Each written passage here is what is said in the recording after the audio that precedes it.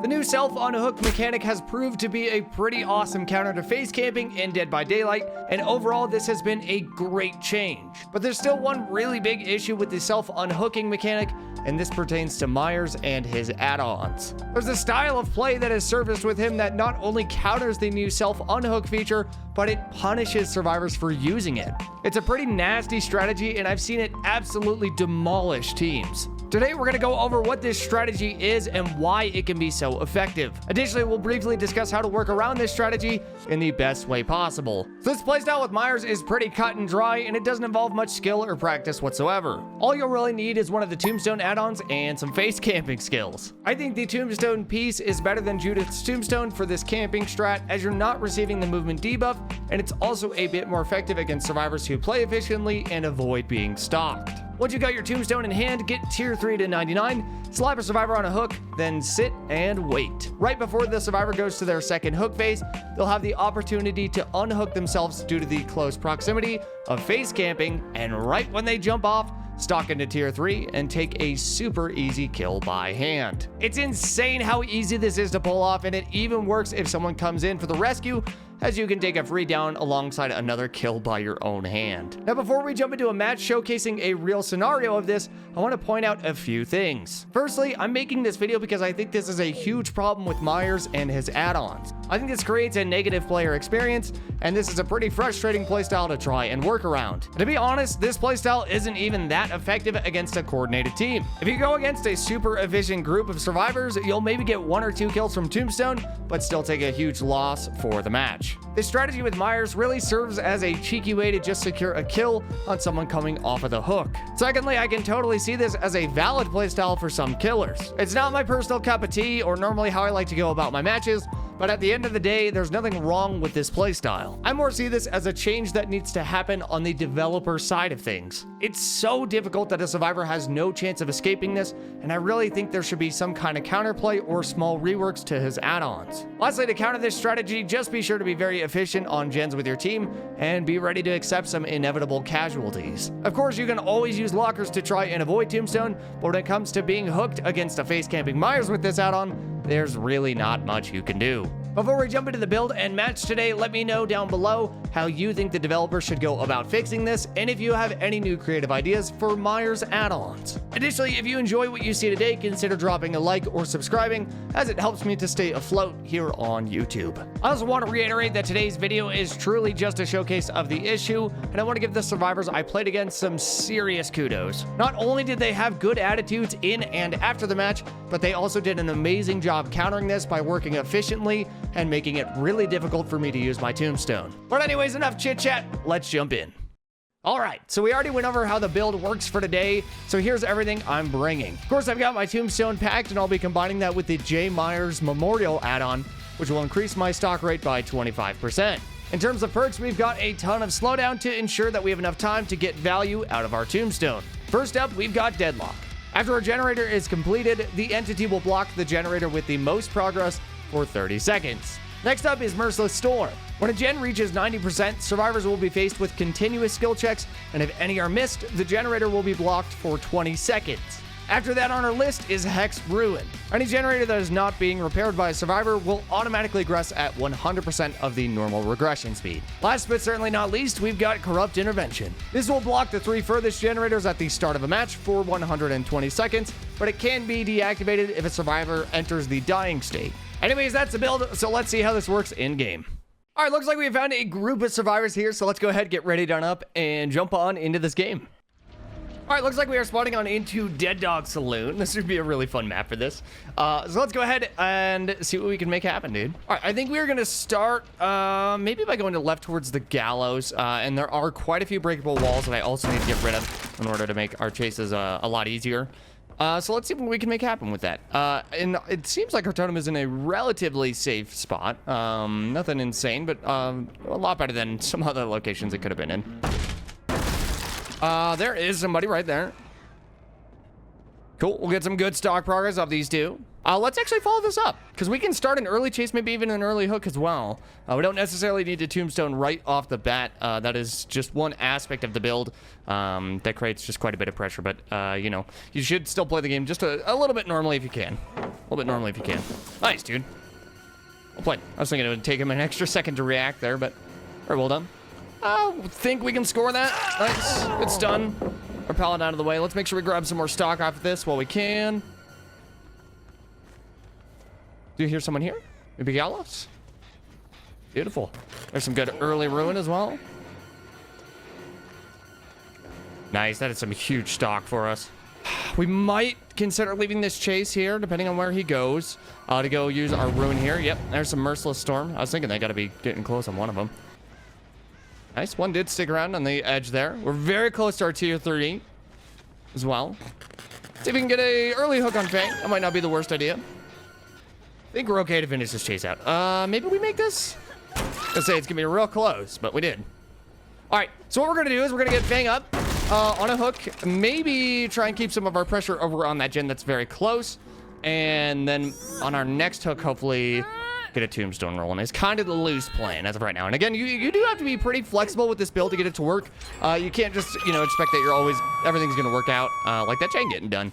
So you do have to be very, very, very flexible. And hopefully we can just rattle off another hook, though, quickly and see what we can make happen here. Let's go track back down this way. And it looks like our deadlock was at Gallows. So I kind of want to just hold this center area just a little bit.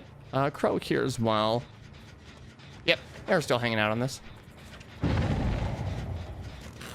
Cool. That's a good one. Let's try and get this hook going. Nice. Good job just pulling through, man. That's the way to do it, especially when killers are playing mind games with you. That was beautifully done. All right, take a vault there. See if he continues straight. Looks like he's doing it. Nice, dude. Very, very, very, very solid W gameplay there. All right. So now what we're going to do is we're going to try and rattle off a tombstone here, if we can. So what we're going to do is we're going to get him up, get him over to the hook, and then wait for the self-unhook. And ideally, we are going to do this in an area that is a little bit more centralized. And just keep a little bit of our pressure going. Cool. So now all we got to do is kind of wait. I'm going to put myself right here. So Leon thinks that I'm stalking him. Nice. So we're getting passive pressure for absolutely nothing there. That's really good. But again, we do just want to stay really close. Now, most likely, we'll probably lose a generator for this. I would bet Gallows. Try to make it feel like I'm stalking them. Hopefully, they might take the bait on that. I'm not sure. Nice, beautiful stick. Well worth. Other survivors are probably being pretty efficient right now. Let's check on that. Make them freak out a little. Here comes a self-unhook. And here's the kill. Beautiful. So we managed to just hold a ton of pressure right there, get a free kill, and now we can also go chase main building here, which is pretty rad. Leon's just sticking on it, man. I like it. I like it. I think he's going to be able to finish, dude. That's a pretty hard commit. Give it his kick. Oh, and then break this down, too. We can keep this main building. That's going to be really nice for us. Additionally, let's go push this, because if they do finish this one, we'll get the deadlock there. That'll be some nice value for us. And we'll see what ends up happening here, though. I don't think there's all too much pressure here, to be honest. Looks okay over there. We can maybe take a little bit of stock here. Maybe get ready for another tombstone. There's Merciless there. So we're not going to worry about that for 1 minute. We're just going to kind of check this out. We'll have about 20 seconds on that Merciless. And let's get ready to head over that way. I was hoping we could get some fast stock off of Fang there, but it's going to take a bit longer. Cool. We got Fang here. Try and get some really big stock value off of this. Nicely done. Good movement, by the way. Just trying to see if we can get really close to 3 here. It's kind of the plan. Leon is stocked up. That is quite unfortunate for us.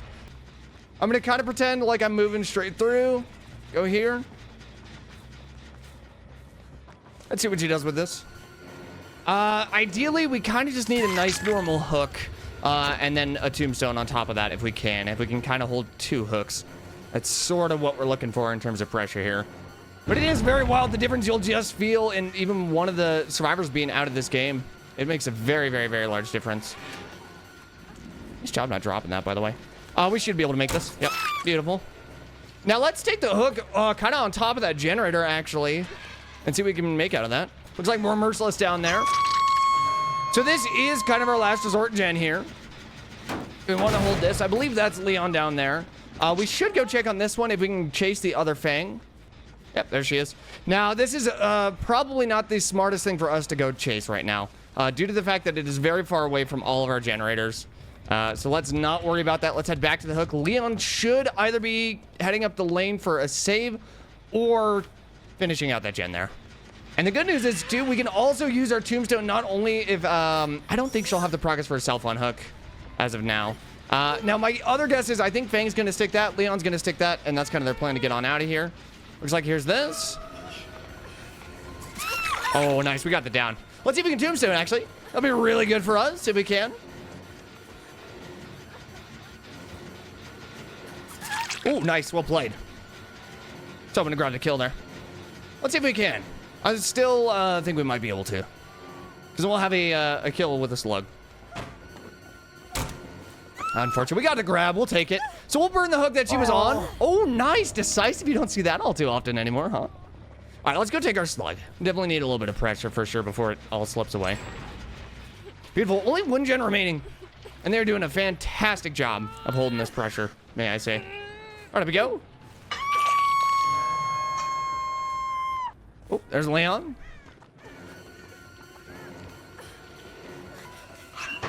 Nice. Good block attack. I think we get this. Very close, dude.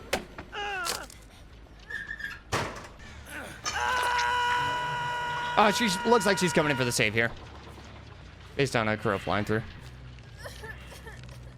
I would assume so, at least. She might not be, though, either. She could be waiting this out. Really nice. Looks like she healed up. Very smart move on her part. Is she right here? Yeah, she's right here.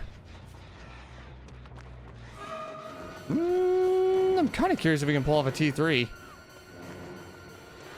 I don't know that we have quite enough stock for it. Nice, good bait into that, by the way. That was huge.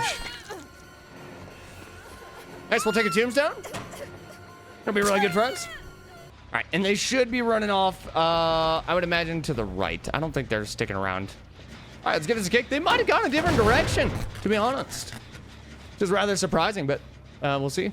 So it's really nice that we were able to get another tombstone directly off that hook as well. That is pretty huge, man, for our pressure here. Also, we have a relatively safe 3-gen, which is really, really, really nice. So I think they're going to be very stealthy, very slow getting to this. There are crows flying, so they are back here. Yeah, she's about stocked up, so no way we can make it. Yeah, I don't think we can make another 2-3 off any of this. Beautiful. Ooh, nicely done. Hesitant throw, but it worked out for him, man. Cool. Nicely done. Very well played. That's a pretty brutal loop for us. Let's go check on our generator. I want to make sure Leon didn't sneak back and is working on it. Nice. Looks like definitely some progress and some blood. Nice. Good thing we came back to check, man. A little spooky. Oh, I didn't. The locker is a good call. He probably thinks I'm on the edge of Tombstone again. And we'll see what we can make happen. All right, that is second stage for him. Fang is right about here. I think she'll want to play this pallet. Nice, that works. We're on the same side. Cool. Now, the big thing is she probably wants to trade. So all we need to do really is zone her in and zone her out. All right, looks like she's got an opportunity for a hatch here. Let's go ahead and see what happens. I'm going to pretend like I'm kind of cutting in. Nice, good job just staying the course. That's beautifully played. Just trying to get little double backs where I can on Fang here. All right, looks like she's here. Nice. This resource isn't all too helpful for her, unfortunately. Nice, very well played. All right, so that's kind of the build. It really works quite well. You really do need to play a bit of a normal game. But the fact that you can kill someone off of a self-unhook so quickly is just a little obscene. It's very crazy. So, anyway, so I kind of wanted to present that as, I don't know, sort of a very frustrating playstyle to go against with Myers. because it's very hard that, you know, even with the new self-unhooking feature, there's a way for Myers to play around that. But nonetheless, that's the build. Hope you all enjoyed. Let me know down below your thoughts, anything like that. And I'm curious to hear if you have gone against this in any of your own matches as well. But nonetheless, thank you all so much. I really do appreciate it. And we will catch you in the next one. See you later.